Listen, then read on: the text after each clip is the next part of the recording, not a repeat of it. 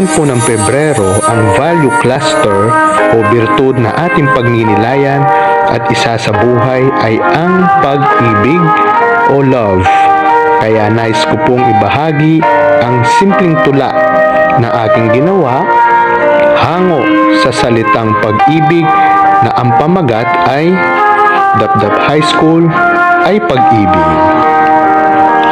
Paaralang sandigan, ang Diyos ang humirang, aktibong kaagapay, mga mag-aaral guro't magulang. Gurong ehemplo ng kabutihan, refleksyon ng pagmamahalan, inspirasyon at dedikasyon, susi sa edukasyon. Busilak na kalooban, bawat isa'y kayamanan. Iisang hangarin, propesyon ay paundarin. Mag-aaral ay hubugin sa wangis ng Diyos natin. Gawin natin ang nararapat, Dapdap High School, ibiging tapat.